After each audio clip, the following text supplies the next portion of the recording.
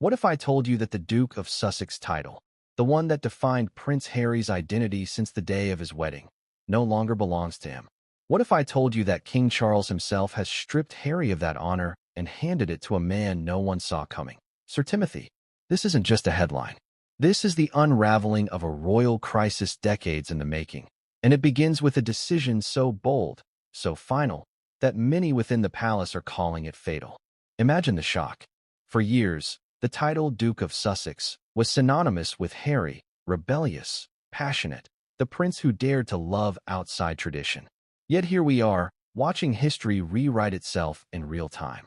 The question echoing in every drawing room, every newsroom, and every palace corridor is simple. How did it come to this? And more importantly, why Sir Timothy? Before we continue, please hit the like button, subscribe to the channel, and turn on the notification bell for updates. We need to rewind, because this story isn't just about titles and names etched in gold. It's about loyalty, betrayal, power, and the lengths a monarch will go to protect the crown's survival. King Charles, already under immense strain from his health, his reign, and the public's waning patience, has made a decision that could either save the monarchy or fracture it forever. And at the heart of it stands Harry, the son who once promised to modernize the institution but ended up waging war against it from the outside. Think about the symbolism here. The title Duke of Sussex wasn't just ceremonial. It was Harry's last tether to the institution he abandoned. Without it, what remains? A prince by birth perhaps, but stripped of the dignity and legacy that once gave him purpose. Stripped, in effect, of his royal identity. Can you imagine how devastating that must feel? But here's where it gets even more fascinating. The crown didn't retire the title. It didn't vanish into history books. No, the king gave it away. He passed it on. And the man who now holds it, Sir Timothy, is not a royal by birth, not a Windsor, not in the line of succession. This is a man whose elevation tells us more about the state of the monarchy than any official speech or press release could. So I have to ask you, why Sir Timothy? Why now? The answers lie in a tangled web of family disputes, broken trust, and a public weary of scandal after scandal. Remember Harry and Meghan's dramatic exit in 2020? The Oprah interview? The Netflix series?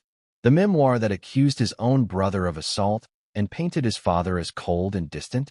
Each revelation didn't just damage Harry's bond with his family. It chipped away at the monarchy's credibility. How many times can a crown absorb that kind of blow before it shatters? And yet, even through all of this, the title remained his. Even when Harry chose California over Kensington Palace. Even when Meghan lit up red carpets instead of royal charity galas. Even when the couple attacked the institution that gave them their platform. Through it all, Harry remained Duke of Sussex. Until now. Let's pause on that. Why now? Why, after years of chaos, did King Charles finally act? Insiders whisper that this wasn't just about punishment. It wasn't about revenge. It was about necessity. The monarchy had reached a breaking point. The public wanted accountability. Parliament wanted clarity. And the courtiers, those shadowy figures who guard the monarchy's survival, wanted Harry out, permanently. So Charles made his choice. And in doing so, he sent a message louder than any decree. Blood may be thicker than water, but loyalty is thicker than both.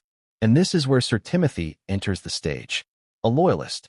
A man whose name the public barely knew, yet whose quiet service within the royal circle earned him the king's trust. Think about that for a moment. Harry, the global celebrity, stripped down. Sir Timothy, the loyal knight, elevated. What does that say about the future of this monarchy? What does it say about Charles's vision of who deserves to carry the royal brand into the next generation? Now, don't mistake this for a simple trade.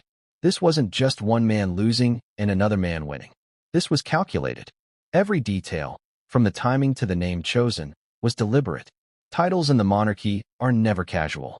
They carry weight, history, legacy. By bestowing Sussex on Timothy, Charles didn't just punish Harry. He rewrote the symbolism of the title itself. From rebellion to loyalty. From scandal to stability. But you know what the cruelest irony is? Harry fought for independence, for freedom from the shackles of royalty. And yet now, in being stripped, he has lost the one thing that still tethered him to history. Isn't that the ultimate paradox? He wanted to escape the monarchy, but he never wanted the monarchy to escape him. And now it has. I need you to imagine the look on Meghan's face when she heard the news. The fury, the humiliation. For years, she branded herself Duchess of Sussex. Her business cards, her signatures, her public appearances. That identity is gone. Taken. She can no longer wield it as a symbol of her legitimacy. And worse, it has been handed to someone else. Can you picture the sting of that? And what about the children? Archie and Lilibet. They may still hold princely titles by birthright, but without the Sussex legacy attached to their father, their connection to the institution grows ever thinner. Did Charles intend this? Or is this collateral damage in a much bigger war? But before you think this is just about family squabbles, let me remind you, this decision ripples far beyond Buckingham Palace. Titles have meaning across the Commonwealth. They shape diplomacy, heritage, and public perception. Harry losing Sussex isn't just personal, it's political.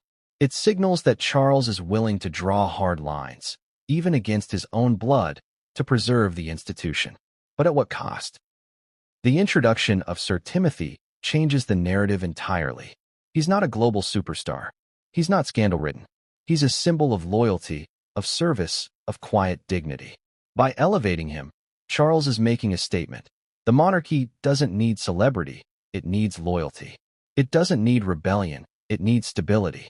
And yet, the irony cannot be ignored. The world doesn't know Timothy. The world knows Harry. Will the public accept this replacement? Or will it only fuel sympathy for the son cast aside? That question remains unanswered, and it may define Charles's reign. Here's something most people haven't thought about, the precedent this sets. If a king can strip his son of a title and reassign it, what does that mean for the rest of the family? Could Andrew's daughters see their roles diminished? Could future generations find their titles revoked for disloyalty? The monarchy has just opened a door it may never be able to close. So, as we set the stage for this unfolding saga, we're left with a chilling question. Is this the beginning of the monarchy's renewal, or its unraveling? Did Charles save the institution by cutting off a cancer, or has he sparked a civil war within his own family? Because make no mistake, Harry won't take this quietly. The world hasn't heard the last of his anger, or Meghan's fury, or the consequences of elevating Sir Timothy. But if you think this decision was shocking, wait until you hear about the secret history behind it, the palace meetings, the backroom deals, and the hidden connection between Charles and Sir Timothy that explains everything. And that's where our story begins. The palace corridors echoed with a silence so thick you could almost hear it breathe. Then came the announcement. A brief, formal statement, almost clinical in its wording, yet carrying the weight of centuries. Prince Harry, Duke of Sussex, no longer held that title. Effective immediately, the honor was reassigned to Sir Timothy. Shocking? Absolutely. But what was even more shocking was the way the world reacted. The news broke in the dead of night for some, first thing in the morning for others. But within minutes, social media exploded. Harry stripped. Charles cuts ties. Who is Sir Timothy? Headlines screamed across the globe. For many, it was unthinkable. The rebellious prince, once the darling of Diana's legacy, dethroned in every sense but blood. But here's where the story takes a sharper turn. For years, there were whispers, rumors that the title of Sussex was a burden on the monarchy rather than an asset. That every time Harry and Meghan spoke, every time they appeared in Hollywood rather than in royal engagements, the title lost some of its dignity. Think about that for a moment. A title steeped in history, eroded not by war or scandal centuries past, but by Netflix deals and celebrity interviews. How ironic is that? The public reaction split in two. On one side, outrage. Thousands online cried injustice. How could a father do this to his son? They demanded. Isn't blood thicker than water? The other side cheered. Finally, they said, the king has drawn the line. Enough is enough. And the press? Oh, the press had a field day. The tabloids in the UK ran with phrases like banished Sussex, while American outlets couldn't decide whether to frame it as tragedy or triumph. For royal commentators, it was the story of the decade.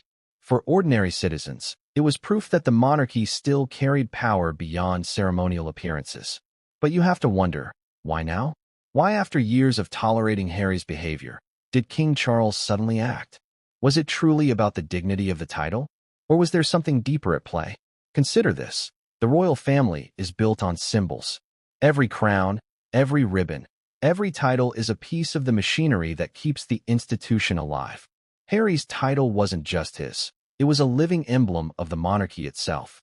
And when that emblem became tainted, Charles had a choice. Protect the symbol or protect the sun. He chose the crown. But here's the twist no one expected. Instead of retiring the title, instead of letting it fade, Charles handed it over to Sir Timothy. Now, if you're like most people, your first thought was probably, who on earth is Sir Timothy? And that question became the very engine of the story. The mystery of this new duke captivated the public as much as Harry's downfall. Before we explore who Timothy is, let's linger on the symbolism. By giving the Sussex dukedom to another, Charles wasn't just erasing Harry. He was replacing him. Imagine how devastating that realization must have been for Harry. It wasn't just loss. It was substitution. A brutal reminder that the monarchy is bigger than any one person, even the king's son. But the brutality didn't stop there. Reportedly, Harry and Meghan were given no advance warning. They learned about the decision alongside the public through the same breaking news banners. Can you imagine that moment? Meghan, scrolling through her phone in Montecito, gasping in disbelief. Harry, stunned, furious, humiliated. Their last vestige of royalty, ripped away without a whisper of courtesy. And yet, as cruel as it seemed, this wasn't done in haste.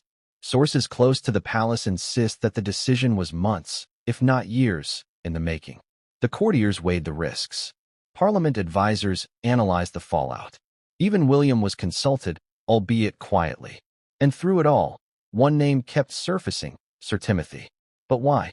Why Timothy, a man unknown to most of the public? Why not a royal cousin, a more familiar name, someone already steeped in Windsor blood? The answer, insiders suggest, is loyalty. Sir Timothy had proven himself in ways Harry never could, or perhaps never cared to. And that's where this story veers from scandal into strategy. Because this wasn't just about punishing Harry. This was about sending a message to the entire world. The monarchy values loyalty above all else. You can be royal by blood and still lose everything. Or you can be a knight, a servant of the crown, and rise to heights unimaginable. That is the story Charles wanted to tell. But if you think the public's curiosity ended there, you're mistaken. Within hours of the announcement, the question on every lip was simple. Who is this man stepping into Harry's shoes? And that question, my friends, is the one that will change everything. Because Sir Timothy's identity is more explosive than you think. His history, his connection to the crown, his role behind the scenes, it all paints a picture far more dramatic than the simple title transfer suggests. And as we peel back the layers, one truth becomes clear. Sir Timothy wasn't chosen by accident. He wasn't a random pick. He was part of a plan that Harry never saw coming. But who exactly is Sir Timothy? Where did he come from? And why was he elevated above princes, dukes, and even blood relatives? The answer will shock you. And what came next would change everything. Because once you understand Sir Timothy's story, you'll realize this wasn't just a royal reshuffle. It was the start of a revolution within the monarchy itself. Who is Sir Timothy? That was the question that set tongues wagging from London to Los Angeles the moment King Charles made his decision public. Newspapers splashed his name across their front pages. Talk show hosts speculated with raised eyebrows, and royal commentators scrambled to find scraps of information that could paint a picture of this man who had suddenly inherited one of the most high-profile titles in the royal catalog. The world was left asking, why him? But before we answer that, let me ask you, have you ever noticed how the monarchy always seems to produce unlikely figures? People who rise from the shadows, seemingly ordinary until the crown decides they're extraordinary? Sir Timothy is one of those men. He isn't a prince. He isn't in the line of succession. In fact, for years his name rarely appeared outside the quiet walls of palace circles. Yet, in the blink of an eye, he is the Duke of Sussex. So let's peel back the layers. Who is Sir Timothy really? Timothy, in the eyes of insiders, has always been a quiet force. Unlike Harry, whose life played out in the blinding glare of the media, Timothy was the man behind the curtain, steady, disciplined, devoted. He didn't chase the cameras. He didn't crave applause. His loyalty was his reputation, and that loyalty earned him the king's trust. Think about it. In an institution rocked by scandals, betrayals, and leaks, loyalty has become the rarest and most valuable currency. His background is equally fascinating.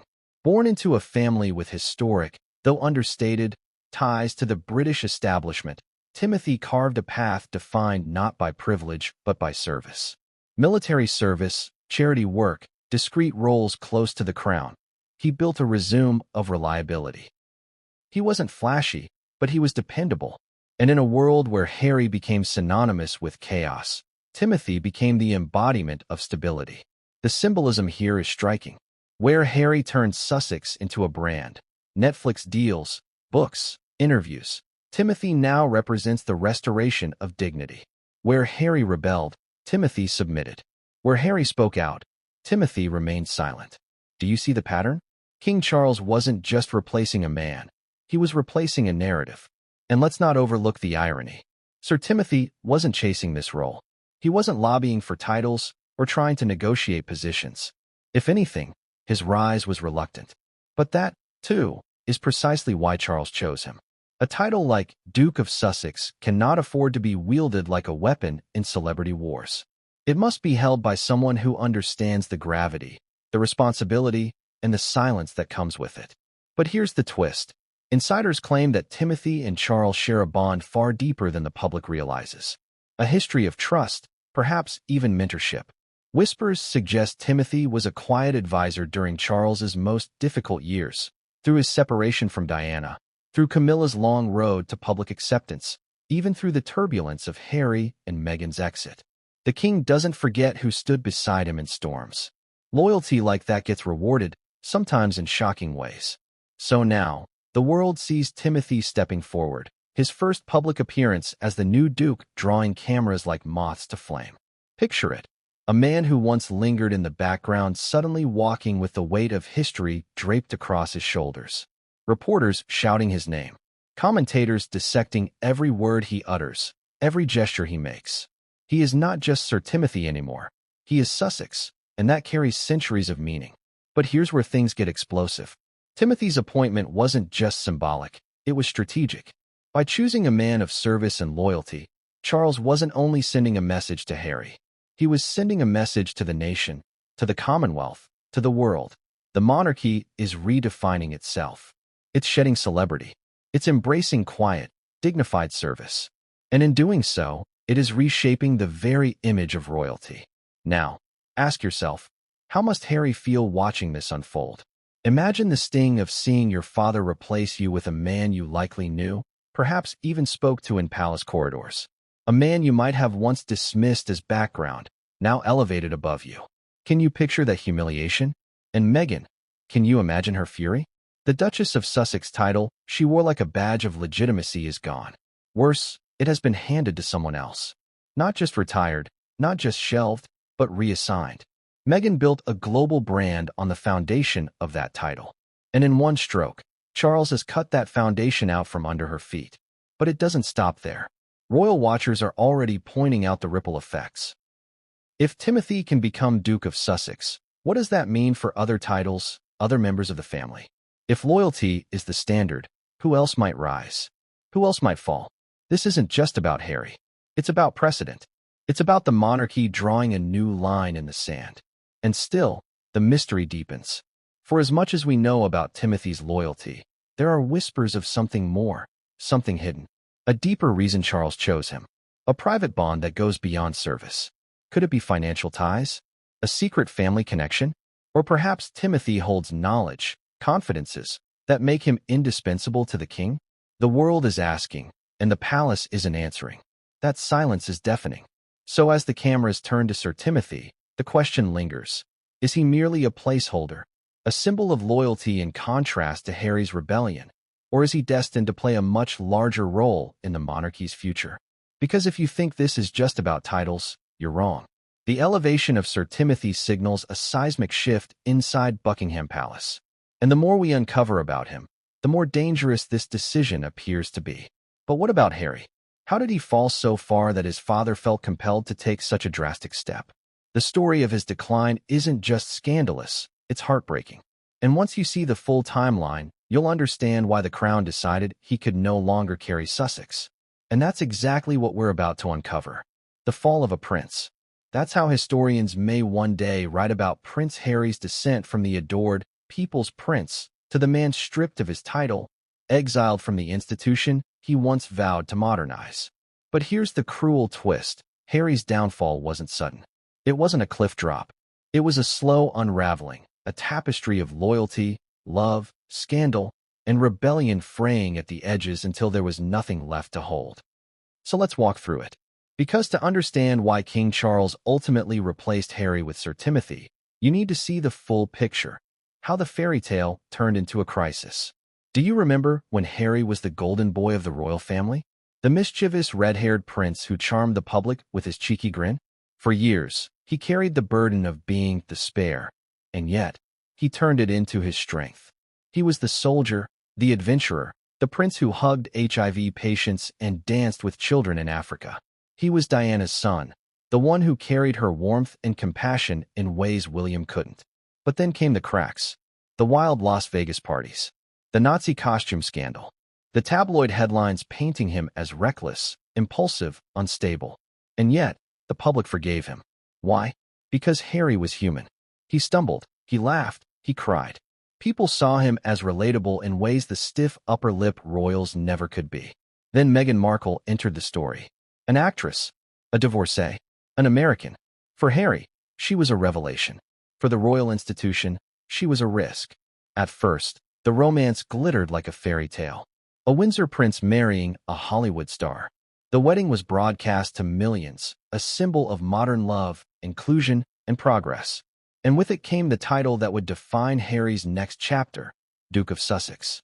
But what the public saw as a love story, the palace saw as a gamble. And very quickly, the gamble turned into a storm. Meghan wasn't content with the quiet life of ribbon cuttings and charity luncheons. She had opinions, ambitions, a voice that refused to be silenced. She pushed against tradition, and Harry pushed with her. The cracks widened into chasms. Stories of staff resignations, tensions with Kate and William, rumors of screaming matches behind palace doors. Then the infamous Megxit of 2020, when Harry and Meghan stunned the world by announcing they were stepping back from royal duties. They didn't just step back, they fled. California became their refuge. At first, they framed it as independence. They wanted freedom, a life outside the shadow of the monarchy. But the world watched as their independence morphed into a new kind of dependence, on Netflix deals, on Spotify podcasts, on tell-all interviews. And every time they spoke, it seemed they were tearing into the family that gave them their platform. Do you remember the Oprah interview? The claims of racism. The allegations of neglect. Meghan describing suicidal thoughts while the palace refused to help. Harry accusing his father of cutting him off financially. The revelations shook the monarchy to its core. For many, it was the moment Harry crossed the line.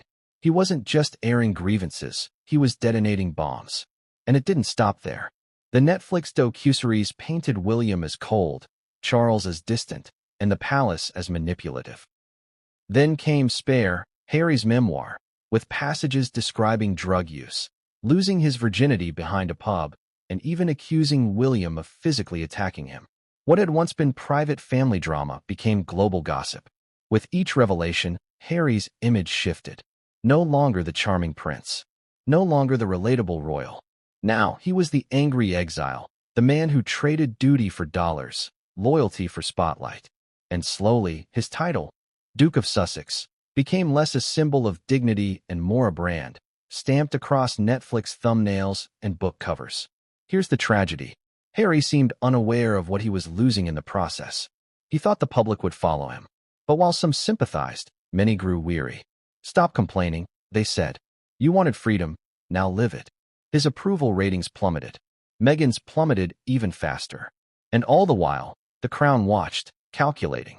This is the part most people miss. The monarchy is not just a family. It's an institution that survives on symbolism and public trust. Every scandal chips away at its foundation. And with every word Harry spoke, that foundation weakened. The courtiers warned Charles. The Sussex brand was becoming toxic. The title, once a badge of honor, now dragged the crown into controversy with every headline. That's why Harry's downfall wasn't just personal, it was political. By the time Charles ascended the throne, the choice was already looming. Keep Harry as Duke of Sussex and risk the monarchy's dignity, or cut him loose and face the personal fallout. And Harry didn't help his case. Reports suggest he demanded apologies from the palace. He wanted accountability, reconciliation, on his terms. But the monarchy doesn't negotiate with its rebels. Instead, it closes ranks. So when the decision came to strip him of Sussex, it wasn't a knee-jerk reaction. It was the culmination of years of disappointment, betrayal, and scandal. Harry had written his own downfall, line by line, interview by interview, chapter by chapter. But here's the cruel irony. Harry always claimed he left to protect his family, to protect Meghan, to protect Archie and Lilibet. Yet by leaving, by speaking, by burning bridges, he didn't protect them. He doomed them. Without Sussex, without the title, what remains? His children may still be prince and princess in name, but the legacy tied to Harry's dukedom is gone. And once a title is stripped, history doesn't forget. So now, Harry is left with the ashes of what once was. The boy who charmed the world. The soldier who wore his heart on his sleeve. The husband who chose love over duty. And the exile who lost it all. And while Harry spiraled downward, Sir Timothy rose quietly upward. No scandals, no interviews, no books, just loyalty. And in the end, loyalty was the currency that mattered. But Harry's fall wasn't sealed only by his own choices. The fatal decision wasn't just about him. It was about King Charles himself. Because stripping your own son of his title isn't just cold. It's dangerous. It's the kind of choice that can define a reign forever. And the question is, what pushed Charles to cross that line? What was the breaking point that turned disappointment into a final, irrevocable act? The answer lies in the fatal decision itself. And once you hear it, you'll realize Charles didn't just cut off Harry. He gambled the monarchy's future. The fatal decision. Those are the words echoing around Buckingham Palace. It wasn't just a decision. It was a gamble, a wager with the monarchy itself as collateral. King Charles, after months, no years, of deliberation, finally drew the line. He stripped Harry of the Duke of Sussex title. He replaced his own son with Sir Timothy. And in doing so, he took a step so bold, so irreversible, that many within the palace whispered, this could destroy him. But let's not dress this up as a spur-of-the-moment move. Charles had been teetering on the edge for months. Advisors debated endlessly. Was it worth it? Would the public approve? Would it fuel Harry's victim narrative? Each argument went back and forth, yet one truth remained. Harry's scandals were dragging the monarchy into the mud. The king was left staring at a brutal choice: protect the crown or protect his son. Now, imagine the weight of that. A father torn between love and duty. A monarch forced to choose not with his heart, but with his crown. History teaches us that when the two collide, the crown always wins. Charles knew it. The courtiers knew it. And now, the world knows it. But what made this decision fatal? Why are insiders calling it a point of no return? Because stripping Harry wasn't just about titles. It was about the monarchy's survival. And by cutting his son loose, Charles may have preserved the institution, but he may have doomed his legacy. Think about it. Charles is no young monarch. His reign began late in life, and every choice he makes carries double the weight because he has less time to correct mistakes. The stripping of Harry's title wasn't just decisive, it was defining. Historians will mark this as one of the most consequential acts of his reign. But will they call it brave? Or will they call it catastrophic? Behind palace walls, the debate was fierce. Advisors warned Charles that Harry's toxic brand was poisoning the royal family's reputation. Every time he speaks, every time Meghan gives another interview, they drag Sussex with them.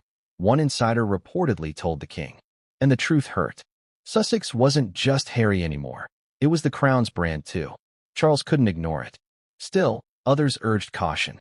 Stripping your son's title is an act of war, they said. It risks sympathy turning toward Harry, making him a martyr in the eyes of the public. It risks alienating younger generations who see Harry and Meghan as victims of a cruel system. And more than that, it risks exposing Charles himself as cold, ruthless, unfeeling. The very image Harry had been pushing all along. And here lies the cruel irony. By acting against Harry, Charles may have proven him right. That's why it's fatal. Because once you validate your opponent's accusations, you cannot undo it. But Charles was convinced. He looked at the state of his monarchy, his brother Andrew disgraced, his youngest son exiled, his own health in question, and he decided he would not allow further rot. One title, one drastic act, could restore order. One gesture could remind the world that the crown is bigger than any scandal. That's why Sir Timothy was the perfect choice. He wasn't just a replacement, he was a symbol, a man of loyalty, discipline, and quiet dignity. In giving him the title, Charles wasn't just stripping Harry. He was sending a message. This is what the monarchy values now. Not fame, not rebellion, not celebrity deals. Loyalty. But let me ask you this. Do you think Charles made this choice entirely on his own? Or do you think he was pushed? Because whispers from inside the palace suggest this decision wasn't just Charles's will. It was the product of intense pressure. Parliament wanted stability. The courtiers wanted an end to Harry's drama. Even William, though silent, reportedly gave his subtle approval. Still, the choice was Charles's to make. And in that moment, he chose the crown over his son. Fatal, because it severs the last bond. Fatal, because Harry will never forgive it. Fatal, because history never forgets such betrayals. Now picture this scene. Charles, late at night in Buckingham Palace, pen in hand. The documents before him, carefully prepared. The advisors waiting in silence. And the king, pausing, knowing that with one signature he was about to erase his son's title forever. He signed. The ink dried. And with it, so did Harry's last tether to the monarchy. That image alone tells you everything. A father, reduced to monarch. A son, reduced to nothing. A title, passed to another. Fatal indeed. But here's where the story sharpens into something even more dangerous. Meghan.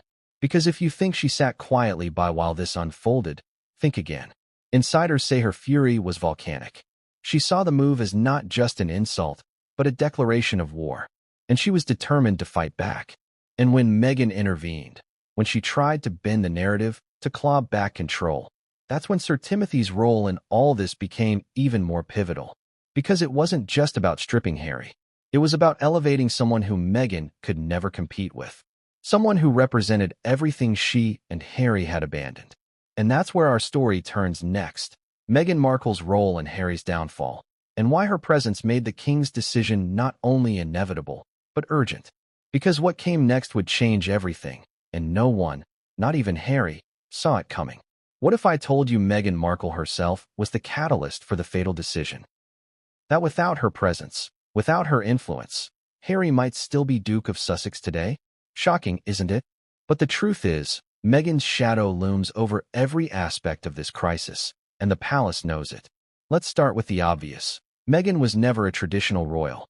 She was bold, outspoken, ambitious, qualities that might have been celebrated in another context, but were poisoned within the rigid walls of monarchy.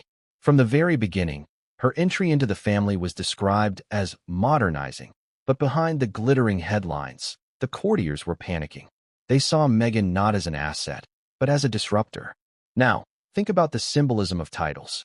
For Meghan, Duchess of Sussex wasn't just an honor, it was legitimacy. It was a stamp of approval from the world's oldest monarchy, proof that she had entered the inner sanctum. And she wielded it everywhere. Hollywood events, charity speeches, book signings. That title became her weapon, her shield, her calling card. Without it, who was she? So when Charles took it away, not just from Harry, but by extension from Meghan, it wasn't just a royal decision. It was personal. It was a direct strike at the very heart of her identity. Can you imagine the fury? The humiliation? For Meghan, this wasn't just about Harry losing his title. It was about her being stripped bare. But how did it come to this? Let's rewind. Meghan's clashes with the palace weren't subtle. From staff resignations, dubbed the Sussex Survival Squad, to the infamous Made Kate Cry story, Meghan quickly became a lightning rod for controversy. Every move she made, every word she spoke, seemed to clash with the institution's DNA. Then came the exodus. The couple's departure from the UK wasn't framed as exile. They called it freedom. But here's the contradiction. Even in California, even as they built their empire with Netflix, Spotify, and book deals, Meghan insisted on the Duchess brand. It was her golden ticket. Without it, would Archewell have attracted the same attention? Would publishers have thrown millions at Harry's memoir? Would Hollywood have opened its doors? You already know the answer. And this is exactly what enraged the palace. To them, Meghan was monetizing the monarchy. She wasn't serving, it was self-service. She wasn't protecting the crown, she was profiting off it.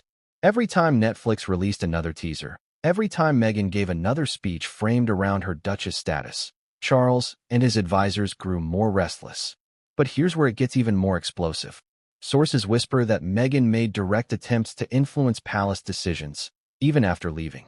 Letters, phone calls, intermediaries. She reportedly tried to sway Charles, to defend Harry, to push her own narrative. And every attempt backfired. Instead of building bridges, she deepened the chasm.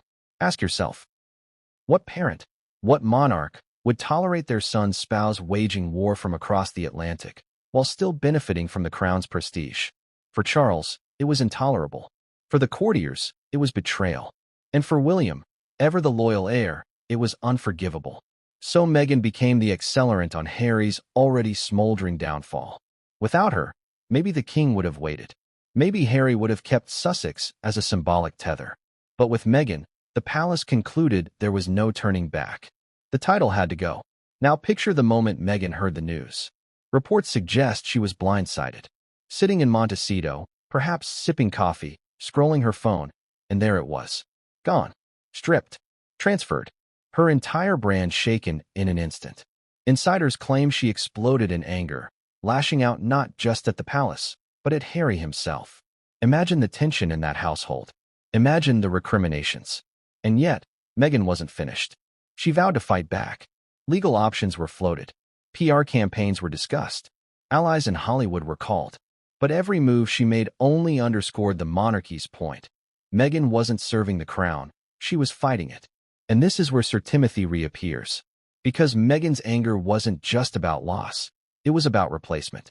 Losing a title to no one might have been easier to stomach. But losing it to Sir Timothy? To a man defined by loyalty, discretion, and dignity? That was the ultimate humiliation.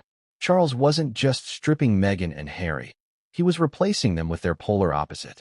Do you see the chess move? This wasn't just about punishing rebellion. It was about rewarding obedience. It was about rewriting the narrative.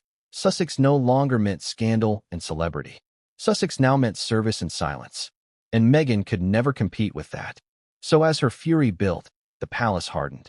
Meghan might have thought she could sway Charles, but in reality, every protest only cemented his decision.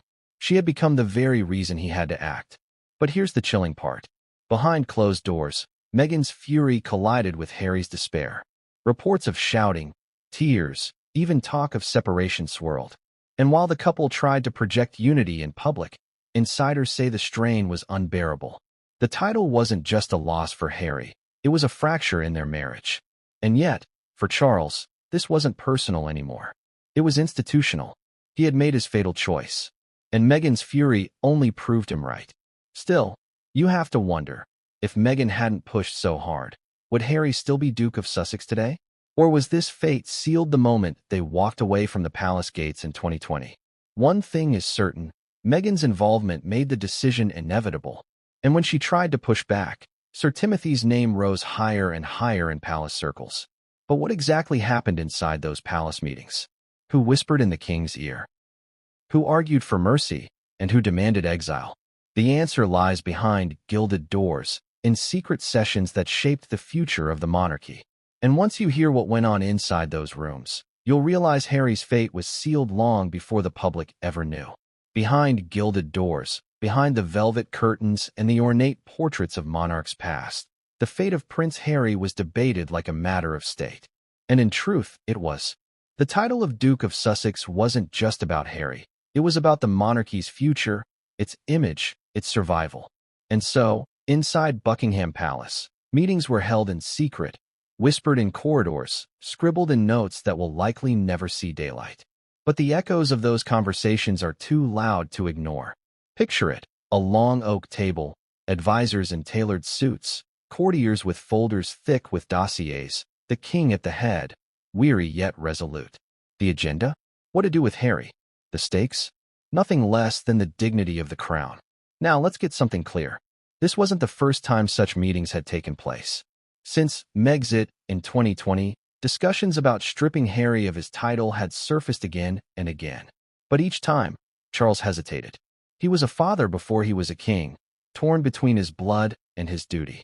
Every time, advisors urged him to act. And every time, Charles postponed. Until now. So what changed? According to whispers, the meetings in recent months grew more urgent, more tense. Harry's memoir, Spare, had crossed a line. The Netflix series had deepened the wounds.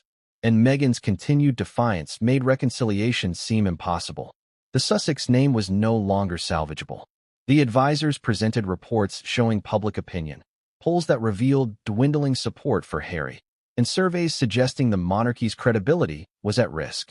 "Your Majesty," one reportedly said, "the crown cannot afford another scandal with Sussex attached." But here's where it gets intriguing. Not everyone agreed. Some voices in the room pleaded for restraint. "He is still your son," one reminded the king. "Stripping him will make him a martyr." Another warned, public sympathy could swing in his favor. Meghan will weaponize this decision. Are we prepared for that storm? Who is it? And why did their intervention change everything? Because once you learn who whispered in Charles's ear during those meetings, you'll realize this wasn't just a royal decision. It was a family reckoning. The moment the palace's announcement went public, it wasn't just Harry and Meghan who felt the sting. The entire United Kingdom seemed to stop in its tracks. Phones buzzed. Headlines exploded. News anchors spoke with a mix of disbelief and vindication. Across the globe, from London to Sydney to Toronto, one question dominated. Was this justice or betrayal? The public's reaction was a storm, and it was divided down the middle. On one side were those who felt Charles had finally acted as a king should, decisively, firmly, without bending to scandal. They flooded social media with praise, calling it long overdue, hailing Sir Timothy as a refreshing change, a symbol of loyalty in an age of celebrity circus. At last, the king put duty above family drama. One British tabloid editorial crowed. For these supporters, Harry had burned every bridge he crossed, and this was his reckoning. But then came the backlash. Thousands took to online platforms to accuse Charles of cruelty. "How can a father do this to his own son?" read countless tweets. American talk shows wept for Harry, painting him as Diana's boy, abandoned and betrayed. Supporters of Meghan in particular saw it as proof of their long-standing claim that the royal family was cold, merciless, and incapable of compassion. He lost his mother young, and now his father has ripped away his dignity, one emotional commentator declared. The narrative of victimhood gained traction, especially across the Atlantic. And in the streets of Britain, it was a mix. At the pubs, people argued heatedly. Some toasted to the king's firmness. Others shook their heads, muttering that Charles had gone too far. In the markets and the buses, conversations swirled. This wasn't just gossip, it was a national debate. And that's the thing about monarchy. It belongs to the people as much as to the palace. Every decision is judged in the court of public opinion. But perhaps the most fascinating reaction came from the Commonwealth nations. Canada, Australia, New Zealand, countries where Republican movements are simmering, watched with narrowed eyes. For them, the drama wasn't just about family. It was about the monarchy's relevance. If they can strip one of their own, what does that mean for us? Asked one Australian politician on live television. The symbolism was stark. Loyalty rewarded, rebellion punished. But in democratic nations, punishment carries a bitter taste. Could Charles's act, meant to strengthen the monarchy, actually hasten its decline abroad? And then there were the insiders, those voices that leaked from behind palace walls, feeding the frenzy. Reports surfaced that the Queen consort had approved the move, that William had stayed silent, and that Princess, and, ever the stoic, had given her quiet nod. These whispers only added fuel to the fire. Was the entire family united against Harry? Or were some secretly sympathetic, bound by duty to toe the line? Through it all, Sir Timothy remained silent. His first public appearance as Duke of Sussex had yet to happen, and his silence spoke volumes. The media dissected every past photo of him, every charity appearance, every military honor. They painted him as the anti-Harry, humble, loyal, scandal-free. For Charles, this was the perfect contrast. For Harry, it was the deepest cut. And what about Meghan? If you thought she stayed quiet, think again. Rumors swirled of frantic phone calls to allies in Hollywood, of plans to launch another wave of media counterattacks. Yet, the more she tried to shape the narrative, the more the palace's silence outmaneuvered her. That's the thing about the crown. It doesn't need to shout. Its silence is thunderous. But let's not ignore the ripple effect on the people who matter most, the British public. Support for the monarchy had been teetering, especially among the younger generations. And this move? It polarized them further. Polls began to reflect a generational divide. Older Britons, raised on duty and tradition, applauded Charles. Younger Britons, skeptical of hierarchy and sympathetic to Harry's emotional battles, saw cruelty instead of courage. The monarchy gained strength in one hand and lost it in another. This is why they call it fatal. Because a decision like this doesn't just resolve a crisis, it creates new ones. Charles had chosen the crown over his son, but in doing so, he opened a Pandora's box of consequences that no advisor, no courtier, could predict. Now, let's not forget someone very important here, Prince William. What did he think of this? Was he the silent architect behind the scenes, encouraging Charles to cut the cord? Or was he quietly horrified, trapped between loyalty to his father and sympathy for his brother? William's silence, as it turns out, may be louder than anyone realizes. Because if Charles's decision divided the public, William's position, or lack of one, may well determine whether this monarchy unites or fractures for good. And what we uncover about William's role in this crisis will shock you. Prince William, the heir, the future king, the one person who has always been framed as the steady hand, the reliable anchor to Harry's storm. But here's the question that no one dares to ask out loud. Where was William in all of this? What role did he play in the stripping of Harry's title? Was he a silent witness or a decisive force?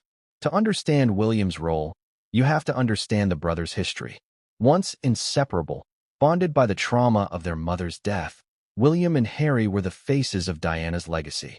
The world adored them, two boys walking behind their mother's coffin, two young men standing shoulder to shoulder at military events, two brothers who promised they'd always have each other's backs. Diana's boys, they were called, as though the bond between them was unbreakable. But bonds, like crowns, can fracture. And theirs did. The divide began subtly, with William's marriage to Kate and Harry's feelings of being left behind. William became the responsible one, molded by duty. Harry remained the rebel, chasing freedom.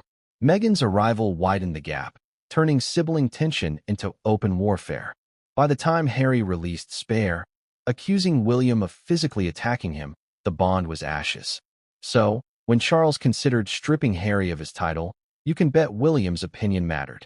Very few people influenced the king directly. William is one of them. And insiders suggest his silence wasn't neutrality. It was endorsement. He didn't need to shout. He didn't need to argue. His lack of resistance was approval enough. Think about it. William had the most to lose from Harry's chaos. Every scandal Harry ignited reflected not just on the monarchy, but on William himself. As heir, his future reign is tied to public trust. Harry's rebellion made that harder. Every Netflix episode, every interview, every memoir passage painted the royal family as dysfunctional, and William as the cold, cruel brother. Could he really allow that to continue while Harry still carried the title of Duke? No, he couldn't. And so, his silence became his weapon.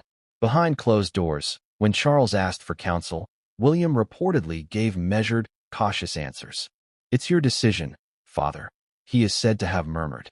Yet those words carried weight. Because in palace politics, silence can roar louder than protest. Charles didn't need William to say, "Do it." He only needed him not to say, "Don't." And what about Kate? Don't underestimate her influence. Kate has endured years of Meghan comparisons, years of tabloid wars that painted her as the cold duchess, while Meghan was the modern princess. The tension between the women boiled over long before the world ever heard about tears at a bridesmaid dress fitting. Kate, fiercely protective of her family, was never going to back Meghan. And by extension, she wasn't going to shield Harry either. If Kate gave William a nudge, even subtly, it only cemented his stance. Here's where the irony lies. William once promised Diana he'd look after Harry. He once vowed they'd face the world together. Yet in this moment, the most defining of Harry's royal life, William stood aside. Duty over blood. The heir over the spare. But let's flip the coin. Could William have spoken up and saved Harry's title? Possibly. Charles respects his son's counsel. If William had urged mercy, Charles might have hesitated. But William didn't. Why? because he knew the monarchy couldn't afford more chaos. His own reign, still years away, was already being shaped by the shadow of his brother's rebellion. And so he chose silence. He chose the crown. That choice, however, carries consequences. The public may not hear William's private words, but they see his silence. They notice his lack of defense. And for those who still sympathize with Harry, it paints William as complicit, even ruthless. Diana's boys, once united in grief, are now cast as adversaries, one rising, one falling. But here's the twist. William's silence may not just be about Harry. It may be about Charles, too. By allowing his father to take the blow, William shields himself. Charles makes the fatal decision. Charles bears the criticism. William stays in the background, untarnished, the steady heir who can later say, "It was not my choice." Clever, isn't it? Silence as both sword and shield. Still, whispers suggest William's stance wasn't entirely passive. Some insiders claim he privately reminded Charles that Harry's children, Archie and Lilibet, complicate the matter. If he remains Duke, William allegedly warned, it ties his children too closely to the crown. We must think of the future. Whether true or not, it's a chilling thought. William not only looking at his brother's downfall, but calculating its impact on the next generation. So what does this mean for Harry and William's relationship? It means reconciliation is now almost impossible. A brother may forgive harsh words. A brother may forgive even betrayal. But how do you forgive silence when your title, your legacy, your dignity is on the line? For Harry, William's silence is the loudest betrayal of all. And yet, for the monarchy, William's silence was golden. It gave Charles cover. It gave the courtiers confidence. It gave Sir Timothy his opening. But if William's silence shaped the decision, what about the children, Harry's children? Because the removal of Sussex doesn't just impact Harry. It casts a long shadow over Archie and Lilibet and their place in the royal lineage. And once you see how this decision reshapes their futures, you'll realize the monarchy didn't just cut off Harry. It cut off his entire bloodline. The children, Archie and Lilibet. For so long, their very existence has been wrapped in questions, debates, and the heavy weight of royal titles. Born into privilege but raised oceans away from the palace, they were supposed to inherit more than just their parents' fame. They were meant to inherit legacy. But with King Charles's decision to strip Harry of the Duke of Sussex title, the future of Archie and Lilibet has been thrown into chaos. Let's start with the basics. Titles in the monarchy are not just decorative. They are shields, symbols, bridges between generations. They tie a child to centuries of history, ensuring their names are etched in the annals of royalty, whether they like it or not. And for Archie and Lilibet, that bridge is now crumbling. Without Harry holding Sussex, what do they inherit? What becomes of their identity? You see, when Harry and Meghan first left the UK, there was already controversy over their children's titles. Meghan famously told Oprah that the palace refused to give Archie the title of prince, citing concerns about tradition and protocol. Meghan framed it as discrimination, even racism. The world was outraged. But in the end, Archie and Lilibet were left in a limbo, recognized as royal by blood, but with titles shrouded in uncertainty. Now, with Sussex gone, the limbo has deepened. Traditionally, children inherit their father's dukedom. Archie should have been the next Duke of Sussex after Harry. But now, the line has been severed. Sussex is no longer Harry's to pass on. It belongs to Sir Timothy. And that means Archie has been cut off, not just from a title, but from a legacy that was supposed to be his birthright. Do you see the magnitude of this? One decision didn't just punish Harry. It erased the inheritance of his children. It's as if Charles drew a line through the family tree, severing an entire branch. Archie and Lilibet, once potential symbols of a modern monarchy, are now outsiders in every sense but blood. And how must Meghan feel about this? Remember, she always fought for recognition of her children. She wanted them acknowledged, celebrated, elevated. To her, titles meant legitimacy, safety, protection. Now, not only has she lost the Duchess of Sussex identity, but her children's futures have been stripped bare. For a woman who has built her narrative on motherhood and protection, this is the ultimate humiliation. But let's flip the coin. How does the palace see this? To them, Archie and Lilibet are American children, raised far from royal duties, far from the traditions that justify titles. Why should they inherit what their parents abandoned? Why should the crown grant privileges when loyalty was thrown away? To the monarchy, this isn't cruelty, it's clarity. A clean break. Yet, here's where the irony bites. By cutting off Archie and Lilibet, Charles risks repeating history. Do you remember Diana's words? That the crown was cold, unfeeling, more concerned with survival than compassion? That narrative is alive again. And this time, it's not Diana's boys, it's Diana's grandchildren. If the public begins to see Archie and Lilibet as victims of a merciless monarchy, Charles may find his decision backfiring in ways he never imagined. Think about the future. What happens when Archie is old enough to understand? When he reads the headlines, sees the clips, and realizes that the title he should have inherited now belongs to another man. Will he blame Harry? Will he blame Meghan? Or will he blame Charles? The seeds of resentment are already being planted, and they will grow. And what about Lilibet, named after the Queen herself? A name so symbolic, so carefully chosen to tie her to the heart of the monarchy. What does it mean when that bond is severed by the very institution that name was meant to honor? It's almost poetic, isn't it? A child named after the Queen, left titleless by the King. But here's the twist. Insiders suggest Meghan is already preparing to weaponize this narrative, to frame Archie and Lilibet as victims of a cruel institution that not only rejected her, but rejected her children. Can you imagine the interviews? The documentaries? Meghan looking into the camera, eyes filled with tears, saying, "They didn't just take Harry's title. They took my children's future." It's the kind of soundbite that sends shivers down palace spines. And yet, the monarchy doesn't flinch. Because for them, this was necessary. The Sussex name had to be saved. It could not be left to Harry and Meghan's brand of rebellion. It had to be cleansed, reassigned, restored. And in doing so, Archie and Lilibet became collateral damage. But if you think Harry will stand by and let his children be erased, think again. Reports suggest that when he learned the implications of losing Sussex, his rage was volcanic. For Harry, it wasn't just about himself anymore. It was about Archie, about Lilibet, about the legacy he wanted them to inherit. He pleaded, he argued, he even threatened. But the decision had already been signed, sealed, delivered. And that's when Harry snapped. That's when his reaction turned from despair to fury. The prince who once walked away quietly was no longer silent. Behind the scenes, he unleashed anger at his father, at the courtiers, at the institution that stripped not just him, but his children. And if you think his memoir was explosive, wait until you hear about Harry's response to losing Sussex. Because his fury may ignite a new wave of war against the crown, one louder and more dangerous than anything we've seen before. Harry's fury. That's the only way to describe what erupted when the truth hit him. Imagine the man who once walked behind Diana's coffin, who vowed to protect his family above all else, discovering that not only had he been stripped of his title, but that his children's futures were collateral damage. For Harry, this wasn't just betrayal. It was annihilation. They say Harry found out at the same time as the public, his phone lighting up with messages, calls, notifications flooding in. One moment he was Duke of Sussex. The next moment Sir Timothy's name was being splashed across news headlines worldwide.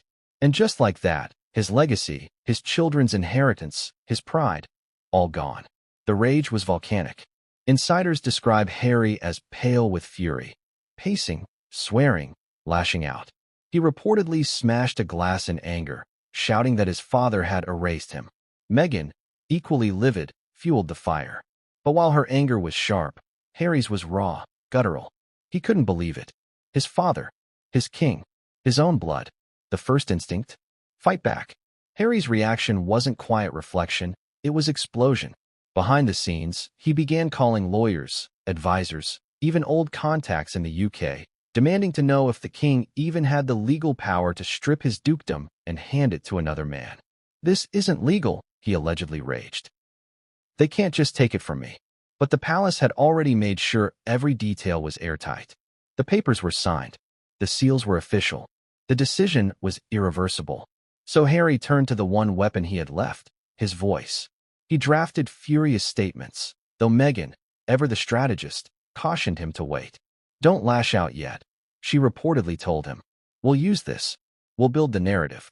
But Harry wasn't thinking strategically. He was thinking like a son betrayed, a father humiliated. And here's the irony. For years, Harry had accused the palace of being cold, calculating, ruthless. And now, by stripping his title, Charles had confirmed every accusation. To Harry, this wasn't just about Sussex. This was proof. Proof that the institution cared more about image than family. Proof that he was right all along. But here's the danger. For the monarchy, Harry in fury is unpredictable. He speaks without filter. He reveals secrets no one thought he would dare reveal. Remember Spare? That was Harry holding back. What happens when he decides there's nothing left to lose? What happens when the son stripped of his dukedom decides to burn the monarchy with words sharper than swords? Insiders claim Harry raged to Meghan. They think they've silenced me? They've just given me the biggest story of all. Can you picture the headlines? Harry's tell-all sequel. A new docuseries. Explosive interviews with American hosts who live for royal scandal. For Harry, this wasn't the end of his fight. It was the beginning of a new war.